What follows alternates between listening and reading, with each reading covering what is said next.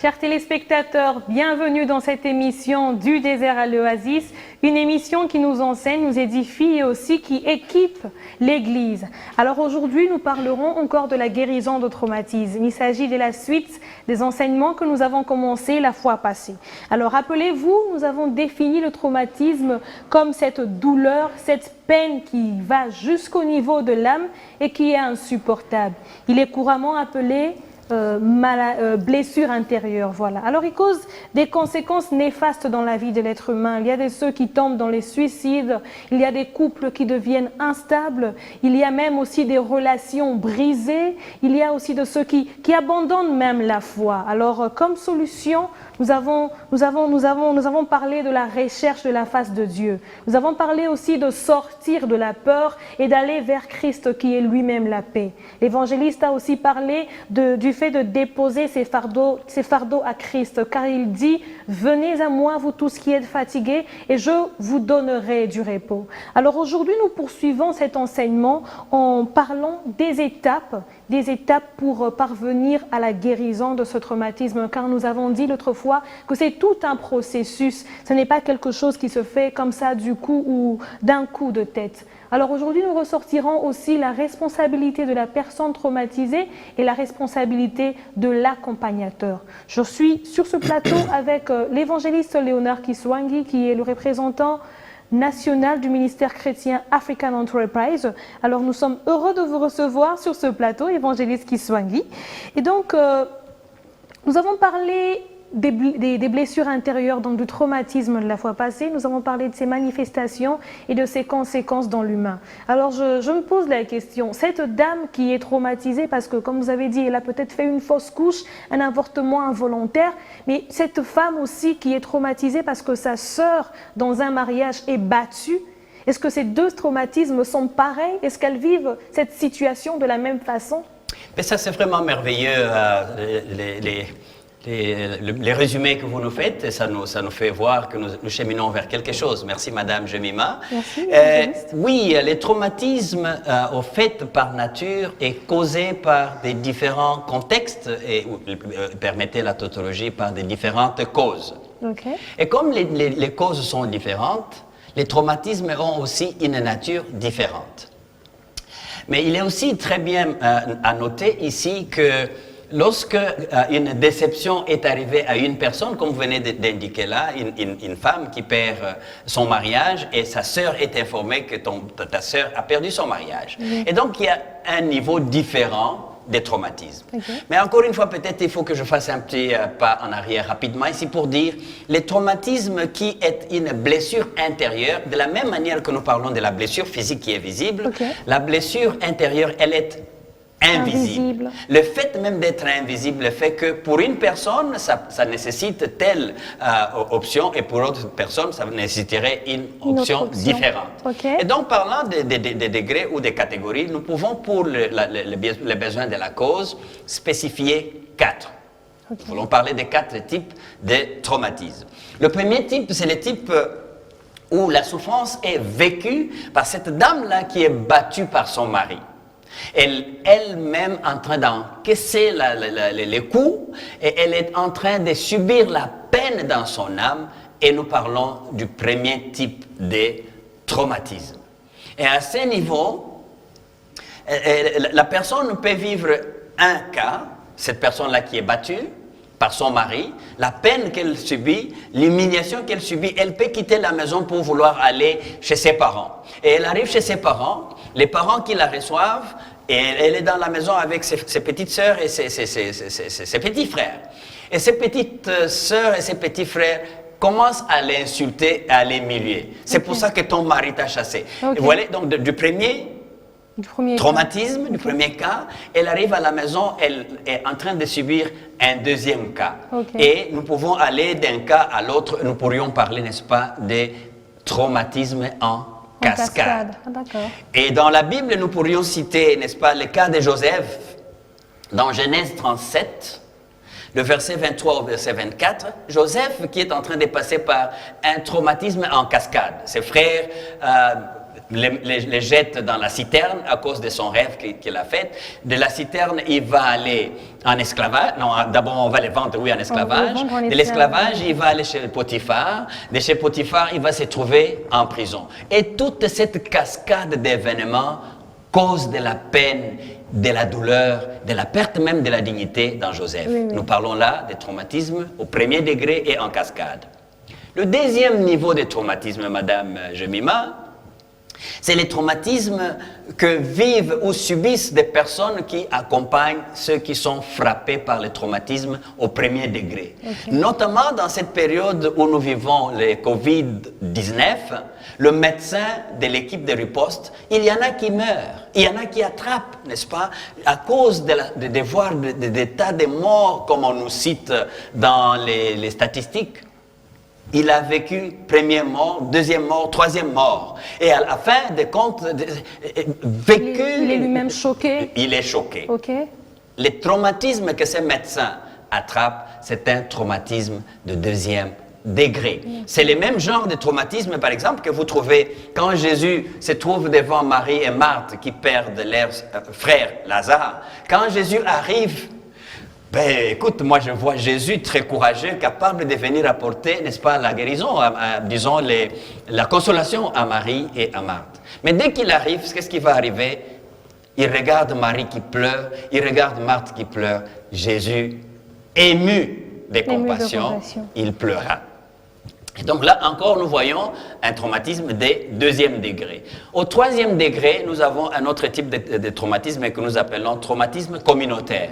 Et ici, il est donc, par exemple, un désastre, enfin, comment on dit, une catastrophe qui frappe tout un quartier, l'érosion qui prend tout un quartier, les maisons sont parties dans l'érosion. Ce quartier-là est traumatisé et ce traumatisme-là est dit traumatisme communautaire. Il peut attraper une nation, il peut attraper une église. Mais nous avons un quatrième type de traumatisme, Madame Jemima, c'est le traumatisme appelé traumatisme générationnel, qui part d'une famille, des grands-parents aux petits-enfants. Et comme la Bible parle, par exemple, des traumatismes ou des malédictions qui partent jusqu'à la quatrième génération. Donc, d'une génération à l'autre, les gens subissent les peines, mais dues à une faute qui aurait été commise par une personne. Voilà un tout petit peu pour ne citer que ça comme cas choisi pour besoin d'études de type, n'est-ce pas, des traumatismes. Merci, évangéliste Kiswang. Donc, un traumatisé peut l'être de manière directe comme de manière indirecte. Voilà. Donc, une question se pose. Cette personne traumatisée qui nous suit aujourd'hui à la télévision se demande que faire, au fait? Qu'est-ce qu'il peut faire pour sortir de son traumatisme et être guéri? Quelle est, au fait, sa responsabilité, son rôle? Mais ça, c'est une question fondamentale aussi, hein? La personne qui nous suit maintenant, qui se sent dans un ou l'autre des cas qui ont été identifiés des traumatismes, la première démarche que nous lui proposons, c'est de prendre conscience de son état de vulnérabilité. Le deuxième élément que nous proposons à cette personne qui nous suit, qui est traumatisée, c'est de prendre aussi conscience que les ressources ou les moyens personnels ne peuvent pas l'aider à sortir seule de la situation dans laquelle elle se trouve. Et donc, elle a besoin de s'exprimer. C'est pourquoi nous disons souvent que les larmes, c'est l'alerte ou l'alarme des lames. Donc, il faut que la personne s'exprime, d'autant plus que la blessure intérieure, elle est invisible. Pour que quelqu'un arrive à t'aider d'une bonne manière, il doit savoir identifier avec exactitude de quoi tu souffres et qu'est-ce qui a causé la peine laquelle tu passes. Et face à cette personne qui s'exprime ou qui pleure, bien sûr, quel est le rôle que doit jouer l'accompagnateur? L'accompagnateur ici entendait l'Église, les responsables qui nous suivent. L'accompagnateur ici aussi entendait la famille face à ces membres de famille qui viennent de perdre son mari ou qui viennent de perdre son emploi, qui pleurent. Quelle responsabilité? Notre responsabilité est d'abord de nous rendre aussi conscients que notre responsabilité n'est pas de guérir celui qui est traumatisé. C'est Christ qui guérit les cœurs brisés. Donc nous devons nous rendre conscients de cela. Nous ne sommes pas des médecins, nous ne sommes pas des magiciens non plus, nous ne sommes pas des praticiens, mais nous sommes des accompagnateurs ou des facilitateurs de la guérison. Et aussi l'accompagnateur doit être formé, disons, conscient que un cas, comme nous venons de le citer, a besoin de telle formule pour sortir et l'autre n'a pas nécessairement besoin de la même formule. Donc, il n'y a pas de solution générique pour tout le cas de traumatisme. Donc, il faut bien à chaque cas des solutions appropriées. Mais en même temps aussi, nous devons savoir que tout traumatisme n'est pas nécessairement causé par un envoûtement d'où il faut nécessairement une délivrance, des séances de délivrance. Non, il faut étudier chaque cas et avoir une attitude unique en face de tel ou tel type de traumatisme. D'accord, évangéliste Kiswangi, comment est-ce qu'on peut s'en sortir de son traumatisme? Qu'est-ce qui doit être fait en fait de manière pratique? D'abord, nous l'avons dit et nous répétons, il faut se rendre compte que Jésus-Christ est avec toi pour t'aider dans ce processus. Mais ceux qui n'ont pas encore Jésus-Christ en eux, ce n'est pas le problème. Nous disons, l'Église est là justement pour pouvoir accompagner ces gens dans ce sens. Et nous, d'une manière schématique, nous disons que c'est une étude qui peut aller dans beaucoup de détails. Mais d'une manière schématique, nous parlons de 3 étapes essentielles pour aider la personne à sortir de son traumatisme. La première étape que nous avons surnommée village numéro 1. C'est le village où on identifie les problèmes et on arrive à cerner ou à circonscrire la peine ressentie par la personne et les causes de cette peine. Par exemple, elle a perdu son mari. Où est-ce qu'elle sent la douleur maintenant? Elle a mal à l'estomac, ou elle a mal à la tête, ou elle a perdu le sommeil. Nous avons cerné ça, les causes. Son mari l'a tapé, ou son mari a perdu d'emploi, et ceci a causé. Donc, nous cernons la cause, nous identifions, parce que pour guérir du traumatisme, la personne doit s'exprimer et c'est elle qui doit être guérie. Mais si la personne commence à amener des éléments superflus, ça devient difficile. On ne peut aider à guérir que les traumatisés en face de nous et non pas les traumatisés à distance. Et donc là, ça devient très important que l'accompagnateur joue un grand rôle, c'est celui d'accompagner, d'être présent, d'être compatissant. C'est ce que Jésus a fait en allant voir Marie et Marthe. Oui. Mais aussi, après ces moments d'accompagnement, nous allons dans la deuxième partie, bien entendu, la deuxième partie qui sera appelée ici deuxième village. Et le village de découragement. C'est le village de désespoir. Au fait, que se passe-t-il? Dans le premier village, la personne était en colère contre elle-même, en colère contre Dieu, en colère contre la communauté, ne voulait même pas parler.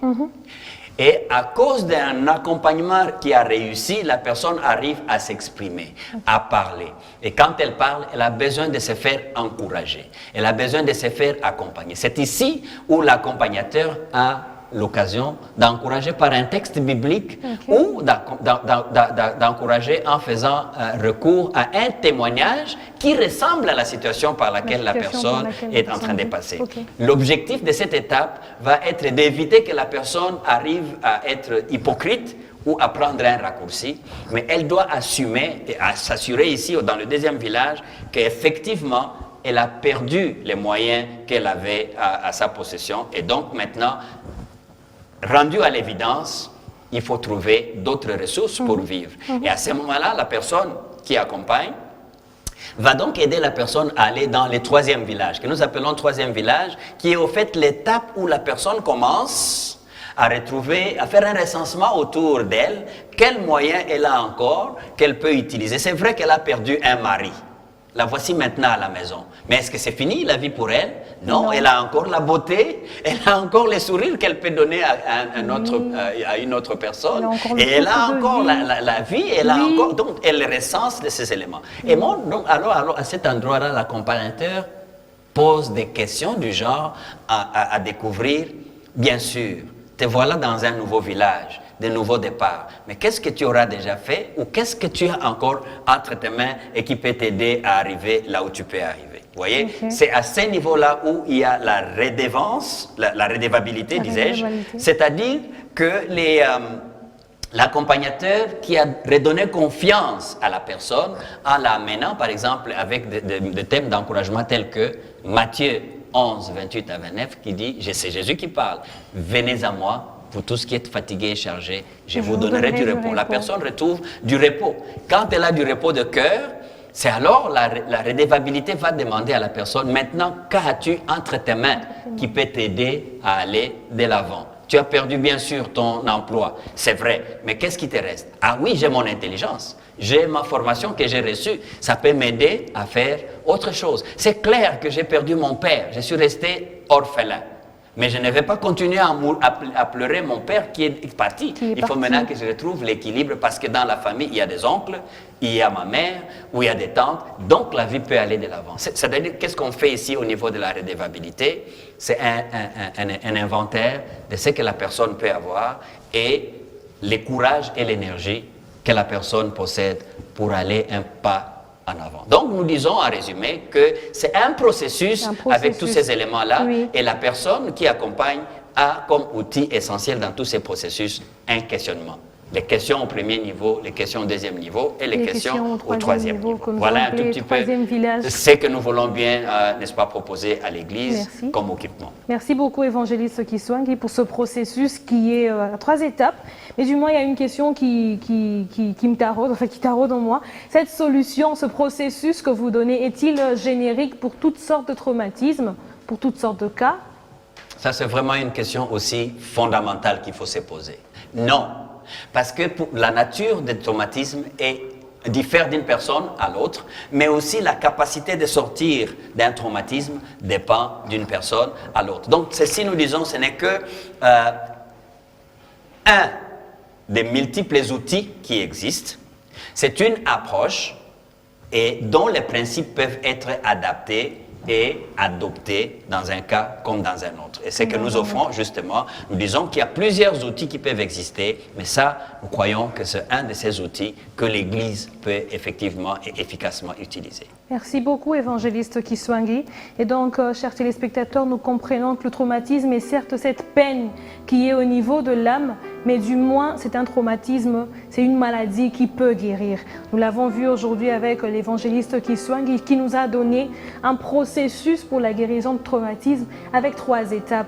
Mais cela tout en soulignant qu'il faut rechercher la face de Dieu, qu'il faut être accompagné de Dieu.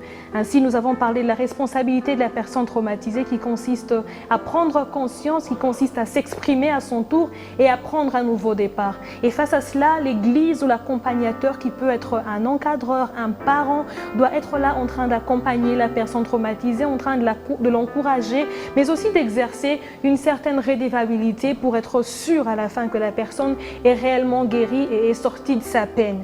Et donc, pour qu'il y ait plusieurs ouvriers qualifiés dans ce genre de travail, African Enterprise ouvre ses portes. African Enterprise seront disponibles pour entrer en contact avec vous, Église, vous responsables d'Église ou vous, encadreurs, qui aimeraient avoir cette formation et bien encadrer, bien sûr, vos brebis afin qu'ils puissent guérir de leur traumatisme sans prétendre avoir le monopole dans ce genre de cas. African Enterprise offre quand même son aide. Et donc, il y a le numéro qui est affiché sur le bas de l'écran que vous pouvez appeler ou même auquel vous pouvez faire un message, un SMS, un WhatsApp. Nous serons là pour vous reprendre et pour entrer en contact avec vous. Je vais demander à l'évangéliste de prier avec ces personnes qui nous suivent afin que ceux qui sont traumatisés, qui se retrouvent dans les cas de traumatisme, puissent guérir de leur traumatisme, puissent faire un pas vers leur guérison et que les encadreurs, les responsables d'église aussi puissent bien jouer leur rôle. Seigneur notre Dieu, merci encore une fois d'équiper ton église parce que tu dis mon peuple périt faute de connaissances. C'est la lutte contre cette ignorance, notre Dieu, que nous faisons en mettant à la disposition de ton peuple ces outils qui peuvent nous aider à faire face à cette situation, à ces phénomènes de traumatisme. Merci d'avoir été avec nous.